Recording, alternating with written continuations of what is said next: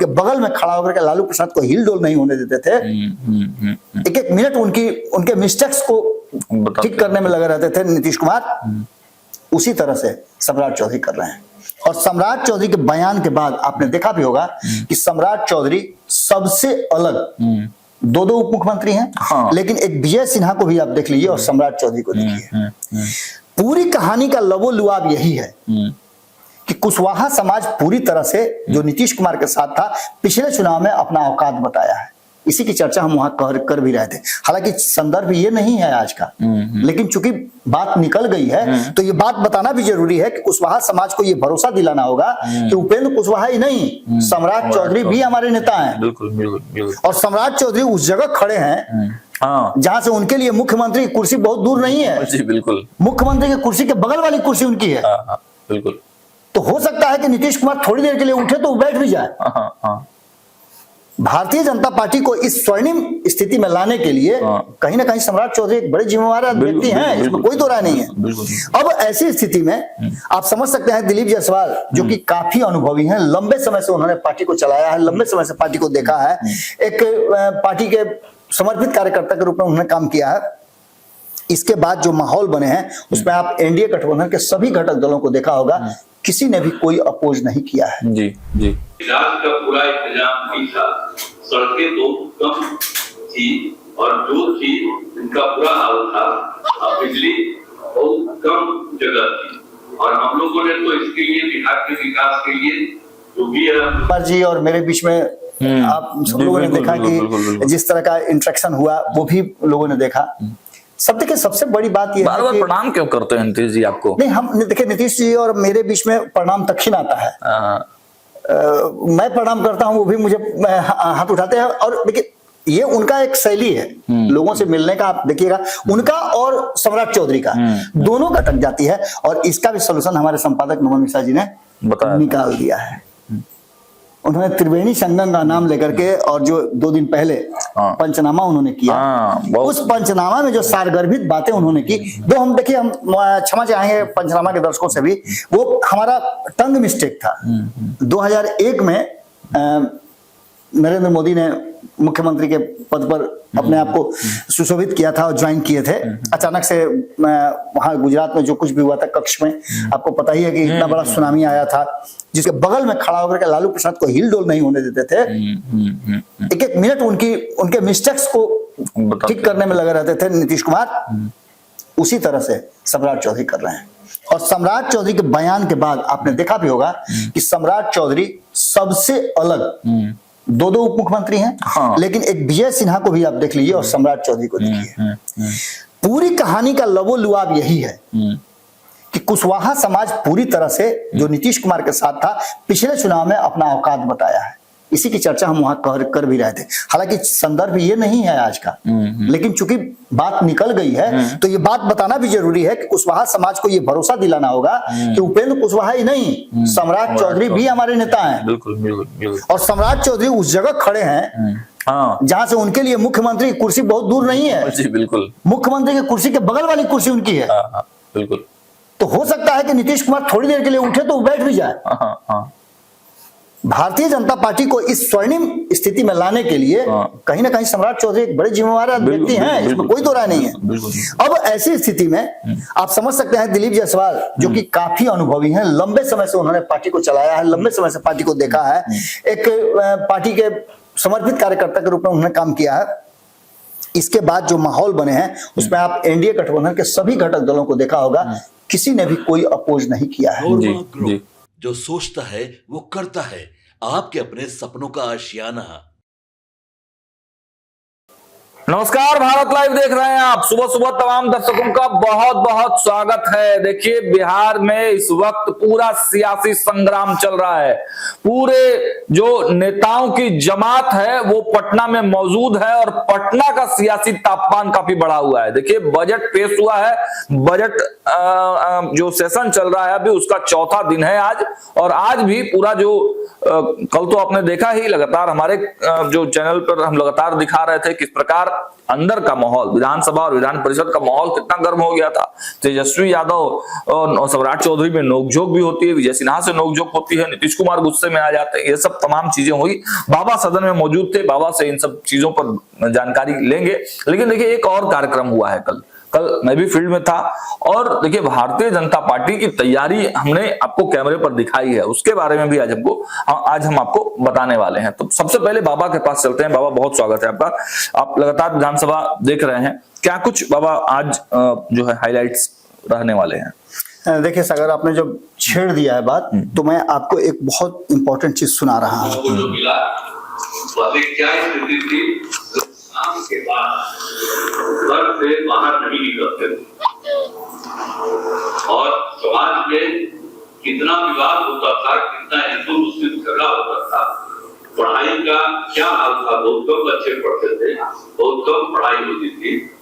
पहले इलाज का पूरा इंतजाम नहीं था, सड़कें तो कम थी और जो थी उनका बुरा हाल था, बिजली बहुत कम जगह थी। और हम लोगों ने तो इसके लिए, बिहार के विकास के लिए जो भी है, हम लोगों ने काम करना शुरू किया। अब बिहार अब किसी प्रकार के डर एवं भय का वातावरण नहीं है। बस इसी में पूरा सार छिपा हुआ है, और इतना ही में पूरा का पूरा सदन है। आप समझ गए होंगे, नीतीश कुमार का लाइन आपने पकड़ लिया होगा।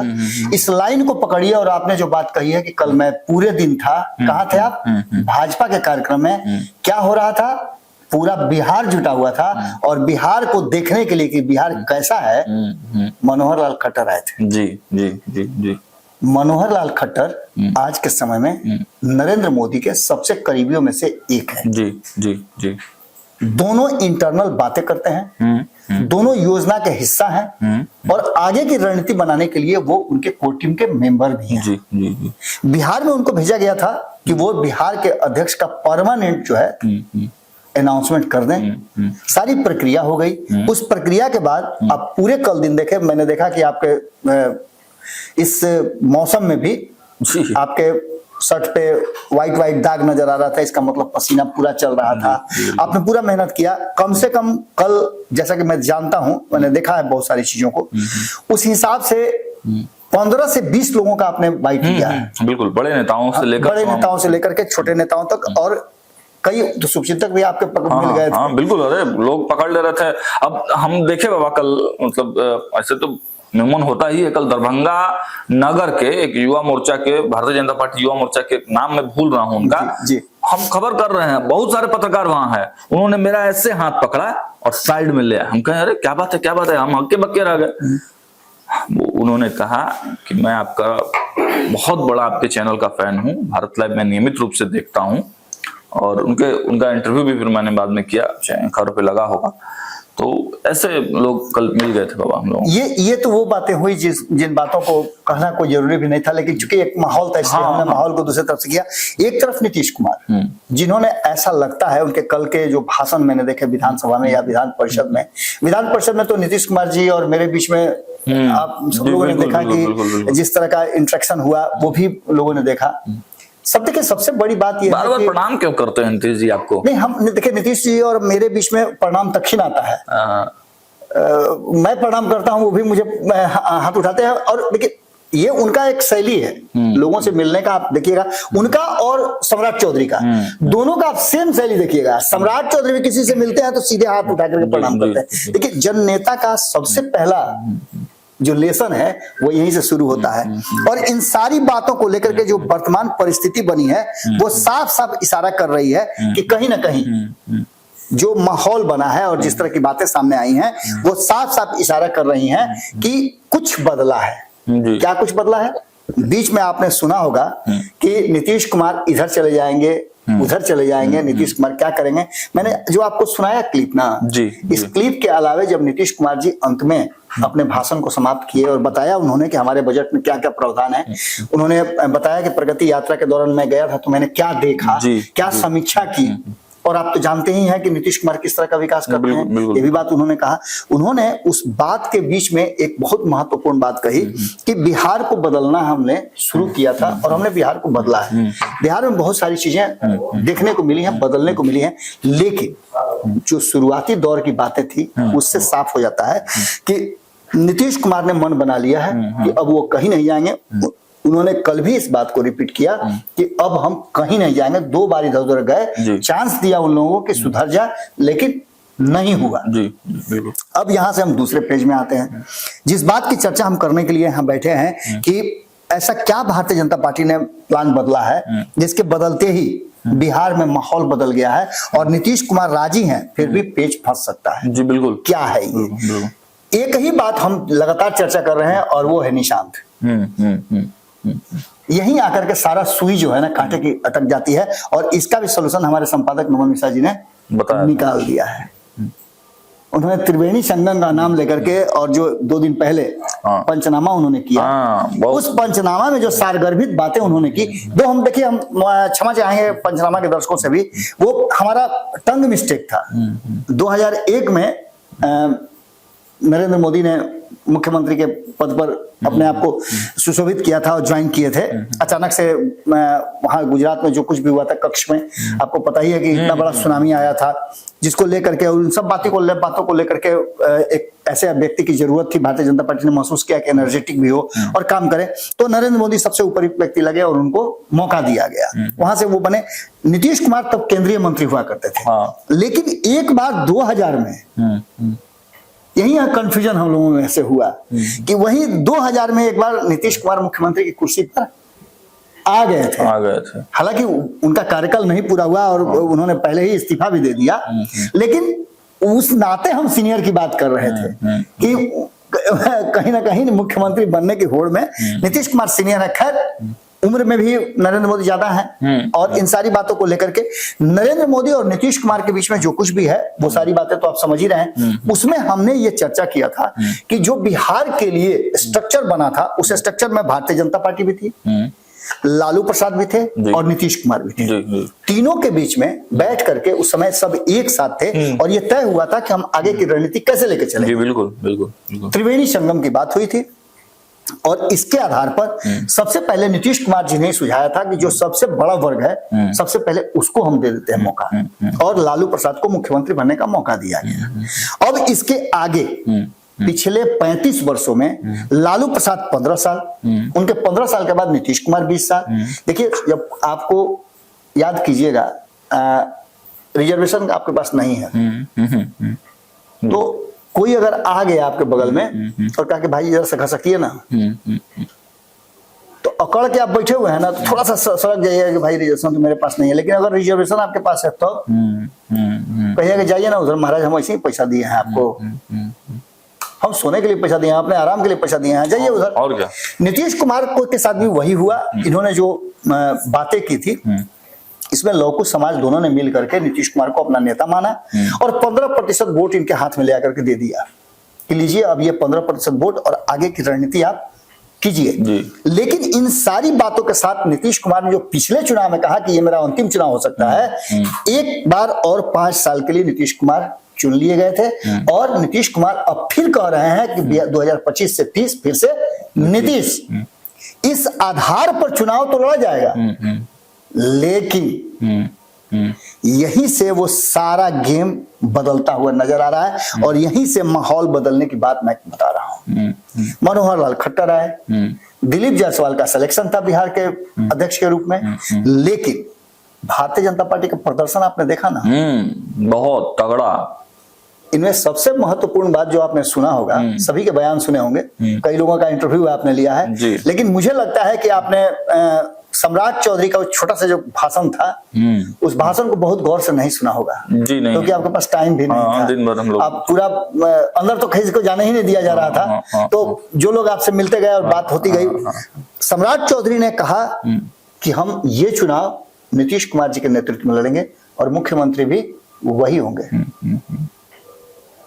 एक दिन पहले उन्होंने कहा है कि नीतीश कुमार जी 15 साल तक अभी काम करने की स्थिति में है।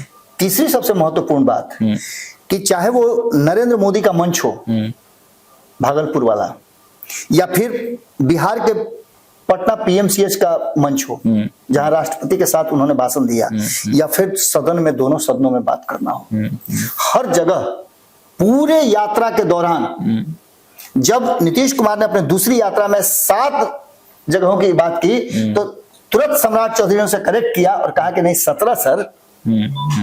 सम्राट चौधरी एक एक चीज को कैलकुलेट करके, जिस तरह से लालू प्रसाद को कभी हाथ पकड़ करके और उनके बगल में खड़ा होकर के लालू प्रसाद को हिल डोल नहीं होने देते थे, एक एक मिनट उनके मिस्टेक्स को ठीक करने में लगे रहते थे नीतीश कुमार, उसी तरह से सम्राट चौधरी कर रहे हैं।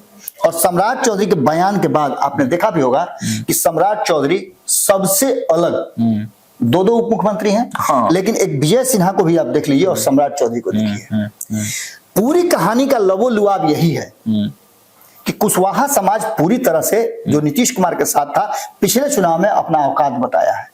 इसी की चर्चा हम वहां कर भी रहे थे। हालांकि संदर्भ ये नहीं है आज का, लेकिन चूंकि बात निकल गई है तो ये बात बताना भी जरूरी है कि कुशवाहा समाज को ये भरोसा दिलाना होगा कि उपेंद्र कुशवाहा ही नहीं, सम्राट चौधरी भी हमारे नेता हैं। बिल्कुल बिल्कुल। और सम्राट चौधरी उस जगह खड़े हैं हाँ, जहां से उनके लिए मुख्यमंत्री की कुर्सी बहुत दूर नहीं है। जी बिल्कुल। मुख्यमंत्री की कुर्सी के बगल वाली कुर्सी उनकी है। हाँ, बिल्कुल। तो हो सकता है कि नीतीश कुमार थोड़ी देर के लिए उठे तो वो बैठ भी जाए। हाँ।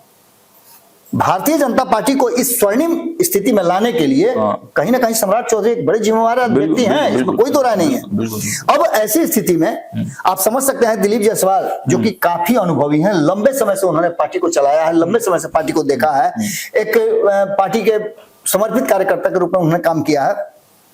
इसके बाद जो माहौल बने हैं उसमें आप एनडीए गठबंधन के सभी घटक दलों को देखा होगा, किसी ने भी कोई अपोज नहीं किया है। जी। इस बार सबको पता है कि इस बार चूके तो चूक गए, चौहान तो गए। बिल्कुल। लेकिन बाबा तेजस्वी यादव से नोकझोंक बड़ी हुई है आज सम्राट चौधरी की। देखिए निश्चित रूप से होना है। मुख्यमंत्री के उम्मीदवार कौन है, दावेदार कौन है? दोनों है। तो नोकझोंक किससे होगी? दोनों ही से होगी। और नीतीश कुमार की सहजता क्या बताती है? बिल्कुल, मौन स्वीकृति है। कभी नीतीश कुमार ने तेजस्वी यादव को भी कहा था कि मेरे बाद इन्हीं लोगों को देखना आप ही लोगों को चला। सम्राट चौधरी के लिए ये बात उन्होंने कहा नहीं है, लेकिन जिस तरह का कल झप्पी दिए हैं वो तो बहुत कुछ कहानी कह रहा है ना। बिल्कुल रिएक्ट कर रहे हैं। अब ऐसी स्थिति में जो प्लान हमारे संपादक नमन मिश्रा जी बता रहे थे, उस प्लान का पूरा स्ट्रक्चर देखने को मिला। कल के आपने जितने लोगों के बयान लिए हैं, उन लोगों के बयान में, कार्यकर्ताओं के बयान में, और जो लोग आए हुए थे कल राज्य परिषद की बैठक में, उन सभी लोगों के बयान से एक ही बात निकल करके सामने आई कि कुछ तो ऐसा प्लान बना लिया है भारतीय जनता पार्टी ने। नीतीश कुमार उसके लिए सहज हो गए हैं और उस प्लान पर एक्सक्यूशन शुरू हो चुका है। बिल्कुल। सम्राट चौधरी का बयान आपने सुन लिया, मनोहर लाल खट्टर का भी बयान आपने सुन लिया। वो भी पूरी तरह से मतलब नतमस्तक हैं, पूरी तरह से संतुष्ट भी थे। और सम्राट चौधरी ने जिस तरह से, भले ही सम्राट चौधरी को लेकर के आप जो कुछ भी कह लीजिए, नित्यानंद राय का भी एक रोल रहा है। दो नरम दल और गरम दल, इसके बिना कोई भी। नित्यानंद राय से तो मैंने वो सवाल भी पूछ लिया जो सवाल आपने ही उठाया था कि भागलपुर के मंच पर नहीं थे। क्यों नहीं थे? हाँ, तो बोले कि उस समय मैं कार्यक्रम में नहीं था, वो टालने के लिए उन्होंने कहा। उस समय उनके कार्यक्रम की मैं बता देता हूँ वो कहाँ थे। वो थे बिहार में।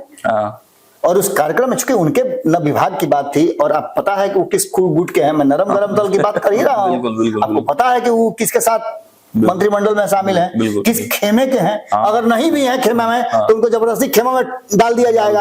अब आप यहाँ से मान लेते हैं कि हमारे साथ चल रहे हैं, तो यही नहीं कहेगा भारत लाइव है। तो उनके साथ नित्यानंद राय के साथ है कि उस दिन नित्यानंद राय अपने क्षेत्र में एक बड़ा स्क्रीन लगा करके लोगों को वो पूरा कार्यक्रम दिखा रहे थे। वो भी अपना काम कर रहे थे, उनके काम करने का स्टाइल कुछ अलग था। जो लोग वहां नहीं पहुंच पाए थे उनके लिए उन्होंने एक बड़े स्क्रीन की व्यवस्था की थी और बताया था कि हमारे प्रधानमंत्री क्या करने आए हैं बिहार में, क्या कर रहे हैं। और खास करके किसानों को जुटा करके जो बात उन्होंने कही, वो बात बहुत ज्यादा अप्रिशिएट भी की गई है। तो दो लोग धुरी पर खड़े हैं, एक नित्यानंद राय और एक सम्राट चौधरी। अब रहा सम्राट चौधरी का, तो आपको पता है कि यादवों के साथ क्या हुआ है।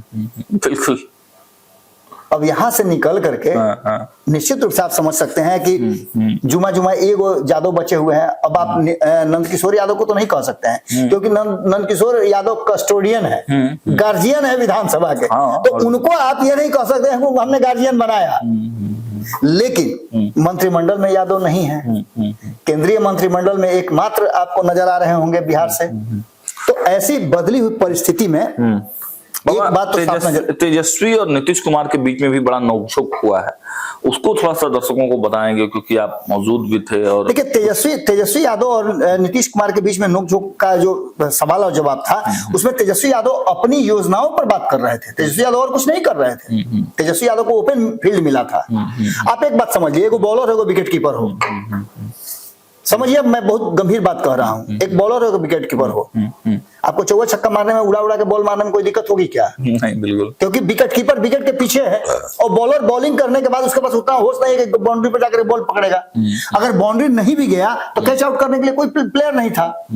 पूरा भारतीय जनता पार्टी का कुनबा 80 विधायक सदन से बाहर थे। तो डिफेंड कौन करेगा? फील्डिंग कौन करेगा? सम्राट चौधरी बगल में नहीं थे। विजय चौधरी अगर बगल में है भी तो आप जानते हैं कि वो सिर्फ नीतीश कुमार के लिए यस बॉस करते हैं और कुछ तो करते नहीं है। इन सारी बातों को टिप्पणी भी नहीं करते हैं। तेजस्वी यादव ने अपनी जितनी भी योजनाएं थी, चाहे वो 200 यूनिट बिजली फ्री हो, उसकी चर्चा की कि आप उसको अनाउंस क्यों नहीं कर रहे हैं इस बजट में। उन्होंने कहा कि माई बहन योजना, उसको अनाउंस कर रहे हैं। कल सवेरे हमने एक खबर किया था चर्चा गरम में जी, आपको याद है ना? पूरे बजट पर हमने विश्लेषण किया था और हमने बताया कि सम्राट चौधरी ने जो बेहतरीन से बेहतरीन बजट हो सकता था उसको पेश करने की इस परिस्थिति में काम किया है। आपने सवाल पूछा था मुझसे जी, उस सवाल का जहां बताना बहुत जरूरी है। आपने कहा था कि ये बजट तो नहीं लग रहा है कि चुनावी बजट है। जी जी जी, मैं आपके पत्रकारिता को निश्चित रूप से यहाँ पर अप्रिशिएट करता हूँ कि आपको समझना, आपने समझा कि 8 महीना है और ये बजट तो लास्ट बजट है। तो फिर इस पे लोक लुभावन वादा कुछ था ही नहीं, कुछ था ही नहीं। ये नीतीश कुमार की शैली है। मैंने आपको तब भी कहा था कि लोक लुभावने बजट में नहीं आएंगे, घोषणा पत्र में आएंगे। और ये बेचैनी जो तेजस्वी यादव की नजर आ रही है कि आप माई बहन योजना लागू कर दीजिए। मेरे पास कुछ राइटअप भी है बाबा जी, बताइए। मैं बता देता हूँ, तेजस्वी यादव मतलब जो हाइलाइट्स कुछ पॉइंट्स है राइटअप में उसको बता देता हूँ। तेजस्वी ने कहा, सरकार खटारा, सिस्टम नकारा, सीएम थका हारा, आम आदमी मारा मारा। तो नीतीश कुमार ने कहा, ये बच्चा है, इसे कुछ नहीं पता, 2005 के पहले कुछ नहीं था, तुम्हारे पिता को भी हमने ही बनाया, ये तो तुम्हारी जाति के लोग कहते थे ऐसा मत करो। बिल्कुल सही बात बता रहे हैं। मैंने कई बार इन खबरों को बताया है और जो मैंने शुरू में क्लिप सुनाया था, बिल्कुल उस क्लिप में ये स्पष्ट है ना कि उन्होंने सबसे पहले शुरुआत की तो 2005 से पहले की शुरुआत की। उन्होंने अपने कार्यों को गिनवाया ही, लेकिन सबसे पहले ये बताया कि किस परिस्थिति से निकाल करके बिहार को वो लाया है। ये सबसे बड़ी बात है और इस बात की चर्चा अक्सर आपने देखी होगी। तेजस्वी यादव को इस बात का डर है कि जिस रास्ते से नई रणनीति के साथ नीतीश कुमार तैयार हो गए हैं, कल तक ये कहा जा रहा था कि निशांत का एप्रिसिएशन नहीं होगा, निशांत का एफिलिएशन नहीं मिलेगा, रजिस्ट्रेशन नहीं होगा, उनको राजनीति में कैसे प्रवेश कराएंगे। तेजस्वी यादव ने एक ऑफर जरूर भेजा था, आपको याद होगा, आप भी चर्चा कर रहे थे कि एक अधिकारी हैं जिनके माध्यम से बातचीत होने की शुरुआत हुई थी। हालांकि देखिए, ये बात भी कहा जा सकता है कि ऑप्शन नहीं है। कल ही जब ये बात हुई कि इशारों में नीतीश कुमार और तेजस्वी यादव में बातचीत हो रही है, तो हमारे संपादक ने क्या कहा? बोलेंगे ये नॉर्मल है, नॉर्मल बात है, ये नॉर्मल है, इस पर तेजस्वी भी कोई रिएक्ट नहीं करेंगे। ये वो वाली बात नहीं है जो 2022 में हुई थी, ये दूसरी बात है। बिल्कुल, क्योंकि अब नीतीश कुमार के पास वो ऑप्शन मिल गया है। नीतीश कुमार को पता है कि भाजपा के साथ रहेंगे तो 2029 में भी अपने बेटे को लॉन्च कर लेंगे, हमारी पार्टी बच जाएगी। इसके साथ साथ जो दिल्ली में चर्चा चल रही है कि उनके 12 में से 10 विधायक उनके भाजपा के साथ खड़े हैं, वो जिद कर रहे हैं कि नहीं जाना है कहीं, तो वो भी बच जाएगा। ये सब कुछ बचाने का जो स्वांग था, जो रास्ता था, उसमें एक बहुत सुंदर बात मैं बताने जा रहा हूं कि सम्राट चौधरी ने सारी परिस्थितियों को बहुत अच्छे से हैंडल किया, इतना बेहतरीन ढंग से हैंडल किया है। आप समझिएगा कि युद्ध की अपनी एक अलग नीति होती है, साम दाम दंड भेद, लेकिन सबसे बड़ी जो होती है ना, हमारे संपादक कहते हैं नमन जी कि मैत्री से बढ़िया कुछ नहीं है जी। और सम्राट चौधरी ने सारे जो दांव थे उसको मैत्री में बदल करके और नीतीश कुमार का दिल जीता है। बिल्कुल बिल्कुल बिल्कुल। और यही कारण है कि नीतीश कुमार जी बहुत संतुष्ट नजर आ रहे हैं और उन्हें ऐसा लगता है। अब देखिए, और भारतीय जनता पार्टी बाबा केवल नीतीश कुमार ही नहीं बल्कि भारतीय जनता पार्टी के शीर्ष नेता, शीर्ष लोगों के पास भी अपने चेहरों को प्रोजेक्ट किया, तब तो आज बिहार भाजपा के चेहरे एक तरह से अघोषित रूप से हैं। बिल्कुल, तो यहाँ भी मैनेज किया और लोग कह रहे थे कि नीतीश कुमार से तो विद्रोह हो जाएगा, नहीं पट पाएगा, बिल्कुल, लेकिन नीतीश कुमार को भी संतुष्ट कर दिया। ये तो काबिले तारीफ सही, वाकई बिल्कुल सागर। देखिए, भारतीय जनता पार्टी में कुछ लोग ऐसे रहे हैं, जैसे अटल बिहारी वाजपेयी की आप बात कर लीजिए, आप नरेंद्र मोदी की बात कीजिए ना। अमित शाह के बयान के बाद जो नीतीश कुमार की तलखी थी उसे डाइल्यूट करने के लिए नरेंद्र मोदी ने कितना बड़ा कदम उठाया। तो अमित शाह का कार्यक्रम तक रद्द कर दिया गया। आप देख रहे हैं कि मंच पर नित्यानंद राय ने क्या दोष किया बेचारे का, लेकिन उस खानदान से आते हैं इसलिए उनको उसी में शामिल कर लिया गया है।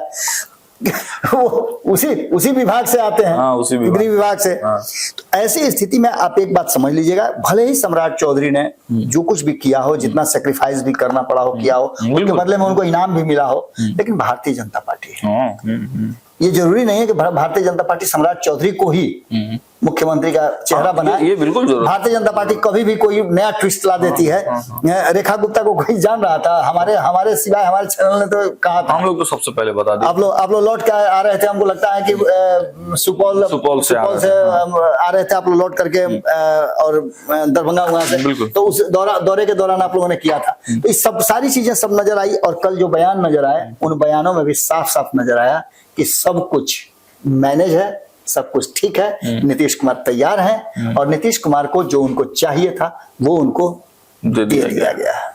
तो बाबा, इसमें हम लोगों ने भाजपा में भी देखा कि एक्टिविटी काफी बड़ी हुई थी और कुछ कार्यकर्ता बड़ी इंटरेस्टिंग बातें कर रहे थे जी। भारत लाइव के दर्शक देखे भी होंगे, कुछ कार्यकर्ता, हालांकि उनकी संख्या काफी कम थी, लेकिन उन्होंने कहा कि नीतीश जी के साथ तो हम लोग रहेंगे ही रहेंगे, नीतीश जी जाएंगे आगे, ऊपर जाएंगे, राष्ट्रपति बन सकते हैं, उपराष्ट्रपति बन सकते हैं। बिल्कुल आप कह रहे हैं। देखिए, नीतीश कुमार जी के लिए कोई सीएम भाजपा का चाहिए, वैकल्पिक व्यवस्था होगी, और ये सारी बातें लगभग पूरी हो चुकी हैं। आपको याद होगा कि पिछली बार जब राष्ट्रपति और उपराष्ट्रपति का चुनाव हो रहा था तो नीतीश कुमार का नाम बहुत तेजी से उछला था, और कहा यह जा रहा था कि मीडिया मैनेजमेंट है ये। बिल्कुल, न चाहते हुए भी नीतीश कुमार के लिए ये फील्डिंग की जा रही थी। तो इन सारी बातों के साथ साथ एक रास्ता ये है, दूसरा एक बहुत महीन सी लकीर जो है, जैसे नहीं बीरबल वाली कहानी आप सुने होंगे कि एक व्यक्ति को सजा दी गई जी, कि अंधेरे में इसको रखा जाए, न खाना दिया जाए न पानी दिया जाए, 15 दिन के बाद जब क्या होगा इसका, तब उसके बाद फैसला किया जाएगा। कहा जाता था कि 15 दिन उसमें रखने के बाद आदमी कोई जिंदा नहीं बचता है उस सेल में, लेकिन वो आदमी 15 दिन के बाद पूरी तरह से ठीक नजर आया। तो पूछा राजा ने कि क्या हुआ भाई, सब लोग तो अब तक मर गए हैं, आप जिंदा कैसे हैं? तो बोला कि क्या कहे, छोटी सी महीन छेद थी, उस छेद में से एक लालटेन जल रही थी, वो नजर आ रही थी, और उसी की रोशनी देख करके मैं कि जब वो जीवित रह सकते तो मैं क्यों नहीं। बिल्कुल। तो कहा कि अरे तब तो तुम कुछ ना कुछ गड़बड़ हुआ है। इसी को लेकर के बीरबल ने एक प्लान रचा। राजा बोले कि चलिए बीरबल, हम लोग चल करके शिकार करते हैं। तो बीरबल ने कहा कि बस आ रहे हैं, खाना बना रहे हैं। 1 घंटा हो गया, 2 घंटा हो गया, 5 घंटा हो गया, बार बार लोग जाए, बोले खाना बना रहे हैं, बार बार जो लोग खाना बना। राजा गुस्सा में आ गए, कहे कि कौन खाना बना रहा है, ये किस तरह का खाना बना रहा है भाई, कि इस आदमी को खाना बनाने में इतना समय लग रहा है। अंततः राजा ने कहा कि हम खुद जाके देखेंगे। तो उन्होंने देखा कि नीचे आग जल रहा है और ऊपर बांस पर लटका हुआ है वो हड़िया। बोले कि अरे यार, खाना ये बनेगा, कभी खाना बन सकता है? तो बोले कि जब वो एक छोटा सा पतला रोशनी पर आदमी जिंदा रह सकता है तो खाना क्यों नहीं बन सकता? यही बात है। सीधी तौर पे भारतीय जनता पार्टी एक ऐसी पार्टी है जो कभी भी कुछ अलग तरह का डिसीजन लेने के लिए जानी जाती है। हाँ, ये कहा जा सकता है कि सम्राट चौधरी जिस तरह का काम कर रहे हैं, उस काम के बदौलत उन्होंने एक मैनेजमेंट जो है, एक सामंजस्य बिठाने की कोशिश की है, और वो सामंजस्य बहुत अच्छी तरह से बैठाया है। अपने किसी भी नेता के बयान पर किसी भी तरह का कोई बात हो, विवाद हो, उससे पहले वो उस बयान को अपने लेकर के और उसको नए तरीके से विवेचित कर देते हैं। बिल्कुल। और देखिए, लगातार हम ग्राउंड जीरो से उतर कर आपको खबरें दिखा ही रहे हैं, और कल एक बहुत बड़ी अपडेट हमने दी थी भाजपा कार्यालय से। बैठक चल रही थी, नए नवेले जो प्रदेश अध्यक्ष है दिलीप जायसवाल, वो जैसे ही बाबा वो प्रदेश अध्यक्ष बने तुरंत एक्शन में आए और तुरंत अपने जिलाध्यक्षों की बैठक बुला ली प्रदेश कार्यालय में। बैठक हुआ, बैठक में बहुत सारी इंटरनल बातें जो है वो जानकारी हम लोगों को मिली है, कुछ बातें मैंने बताई भी उस खबर में, और बहुत सारे जो डिटेल जो है आगे हम लोग खबर में एक और बात हम लोगों से मिस्टेक हो गया है जो आपने कल किया था। एक राष्ट्रीय जनता दल के नेता से, एमएलसी से आपने बात किया था, मैंने उस खबर को भी देखा है। और राष्ट्रीय जनता दल के एमएलसी ने अशोक पांडे ने जो बातें कही हैं वही एक महीन सी वो भी लकीर थी, जिसको लेकर के वही एक टिमटिमाता हुआ लालटेन था, जिसके बारे में मैंने बताया था कि वही एकमात्र बच गया है। अगर भारतीय जनता पार्टी के साथ सब कुछ ठीक ठाक है तो सब ठीक है, नहीं तो नीतीश कुमार के पास एक छोटा सा ऑप्शन उधर से मिल गया है। बाबा वो खबर अभी आएगी थोड़ी देर में, हम लोग लॉन्च करेंगे, हालांकि वो इंटरव्यू कल का ही है बिल्कुल, लेकिन भारत लाइव पर अभी थोड़ी देर में वो अपलोड होगा। बिल्कुल दर्शकों से है कि वो इंटरव्यू आप जरूर देखें, अशोक पांडे जी का इंटरव्यू है। फिलहाल इस वीडियो में इतना ही, देखते रहिए भारत लाइव, बहुत बहुत धन्यवाद। आपके सपनों को हमने सजाया है, ई होम्स पैनोरमा को हमने बनाया है। ई होम्स मेरा एक सपना था जिसपे मैं पिछले 4 साल से काम कर रहा था। हमने जो बनाया है वो सबने है माना। ई होम्स पैनोरमा में हो आपका भी आशियाना। और फाइनली हमने 2021 में इस प्रोजेक्ट को लॉन्च किया। बहुत लोग अप्रिशिएट कर रहे हैं कि पूर्णिया जैसे शहर में, बिहार के, एक तो बिहार की बात करें उसमें भी पूर्णिया जैसे छोटे जगह में इस तरह का लाइफस्टाइल देना, ये सुन के हम लोगों को बहुत अच्छा लगता है। ई होम्स में हमने कुछ और भी किया है, जैसे हम जिस जगह में रह रहे हैं हमारे फैमिली सिक्योर हो, उनको सिक्योरिटी का ध्यान में रखा है। आपकी सुविधा और सुरक्षा आपके लिए खास है, ये आपका विश्वास है। इसमें आर्टिफिशियल इंटेलिजेंस का 7 लेयर सिक्योरिटी का हमने इस्तेमाल किया है। लस ग्रीन कैंपस को बनाया है, यदि हमारा बाउंड्री वाल है तो वो वर्टिकल गार्डन है। ये जितनी भी फैसिलिटी होता है एक इंटरनेशनल टाउनशिप में ई होम्स है, ये हम लोग विश्वास नहीं कर पा रहे हैं। जो भी हमारे मित्र दोस्त या जो भी हमारे बाहर के बाहर आते हैं तो हम लोगों को बहुत अच्छा सुनने को मिलता है और बहुत अच्छा क्रेडिट मिल रहा है। वो सारा हमने सिर्फ एक बिल्डिंग नहीं बनाया, हमें एक बहुत अच्छा लाइफस्टाइल दिया ई होम्स में, और मेरा एक सपना था जिसको मैं आज फुलफिल होते हुए देख पा रहा हूँ। ये आपका आवास है। ई होम्स पैनोरमा में अब आपका निवास है। E homes Panorama, luxurious lifestyle redefined. Panorama group, जो सोचता है वो करता है। अगर ये वीडियो पसंद आई और वह बिहार के राजनीति और बिहारियत से सरोकार रखेनी तो सब्सक्राइब बटन दबा के चैनल के सब्सक्राइब कर ली। ओजे एगो घंटी बा, ओकरा बटन दबा देला से कुल सटीक और मारक खबर रुआ मुफ्त में मिल जाई। अगर रुआ पत्रकारिता के हमनी के नया प्रयोग में सहयोग कर चाहतानी तो ज्वाइन बटन दबा दी। पेटीएम नंबर नोट कर ली 9386816700।